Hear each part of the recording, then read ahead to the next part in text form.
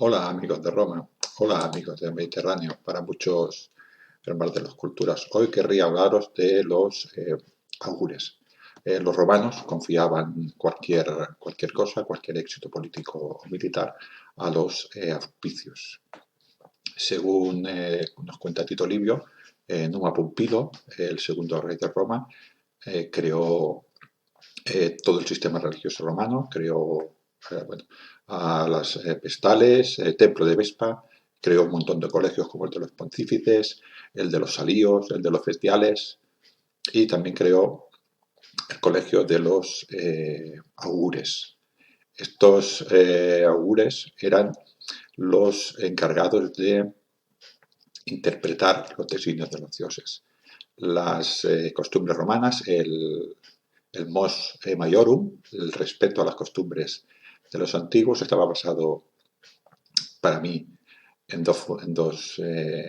una base fundamental que era la religión y la pietas dentro de la religión, que era el respetar en todos los aspectos posibles a los dioses, y en los augurios, que era el que querían los dioses, ¿no? El interpretar la voluntad de los dioses, con lo cual no hacía absolutamente nada sin esta predicción. No se iban de viaje, no compraban una casa, no se presentaban a elecciones, no partía el ejército. Todo esto se lo preguntaban a los augures y estos pues tenían que hacer su auspicium y a partir de ahí pues daban el vaticinio de los dioses. Los augures lo hacían mirando y respetando siempre, dijéramos, el vuelo de las aves, aunque también utilizaban otros aspectos como por ejemplo que comieran o por ejemplo cómo cantaban y desde donde cantaban. También observaban otro tipo de fenómenos atmosféricos como los rayos, como los truenos, como tormentas. Era observación de las aves básicamente, pero también del cielo. Estos augures estaban formados en un colegio y eh, escribían en un libro, el libro de los augures, codificaban la manera de interpretar correctamente estos designios. Cuando uno entraba en el colegio de los augures era de por vida.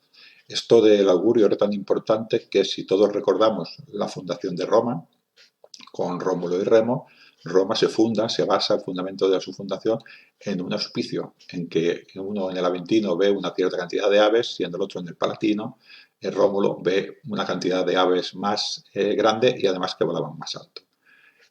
Hasta aquí llegaba esta importancia.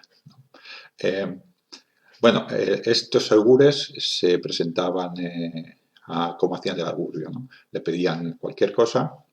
Estos augurios se presentaban conjunto a otro personaje que los acompañaba, que era el perito. Este perito tenía la misión de constatar o de dar fe de todo aquello que hacía el augur. Entonces, estos dos personajes se levantaban por la mañana, de madrugada, antes de que saliera el sol, y se iban al lugar propicio para hacer el auspicio. Iban tanto el perito como el augur. Este lugar tenía que ser un lugar limpio, tenía que ser un lugar en el que no hubiera viento, porque si había viento y había movimiento, o había, por ejemplo, animales, o había, por ejemplo, alguien estornudaba, o se movía una rata, o había un ruido de cualquier movimiento, esto ya automáticamente anulaba el auspicio.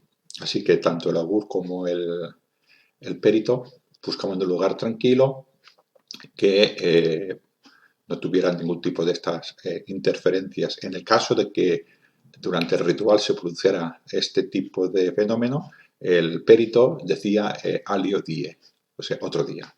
Y volvían a su lugar y al día siguiente volvían a intentar hacer el augurio. El augur se presentaba en aquel lugar y con un palo, con un bastón que se llamaba litus, lo cogía y dividía el cielo en cuatro partes, ¿no? La parte primera era de norte a sur, que la llamaba Cardo, y la otra que iba del este a oeste, que la llamaba Decumanus. En la unión de estas dos líneas imaginarias se iban el perito y el augur y allí hacían la predicción. Ese punto exacto, esa intersección imaginaria de esas dos líneas se llamaba templum, que es donde hacía el augur su predicción. Allí pedía a los dioses por lo que había venido a preguntar. Por ejemplo, tal persona se quiere presentar a las elecciones, los dioses qué opinan, y se sentaba y esperaba que se manifestaran los dioses de alguna manera. Se presentaba siempre mirando hacia el sur, con lo cual, si los objetos venían del este, de la salida del sol, de donde venían los dioses, se consideraba un buen augurio.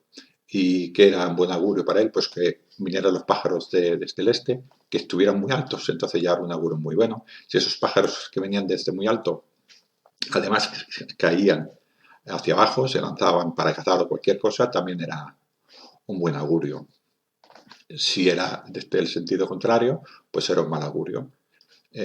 También observaban, por ejemplo, el canto de los pájaros, si cantaban desde la izquierda, desde el este, porque está mirando hacia el sur, tengamos en cuenta esto, también era un buen augurio.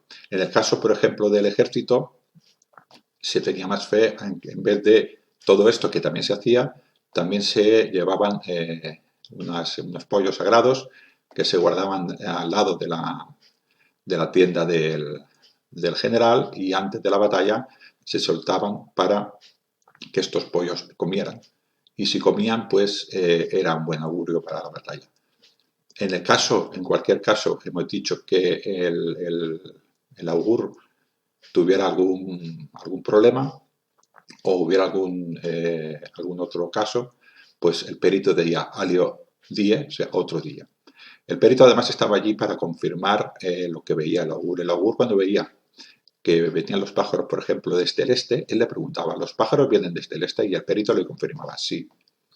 El pájaro vuela muy alto y el perito le confirmaba, sí. Era muy importante la predicción y los auspicios y no se podían dejar las cosas al azar.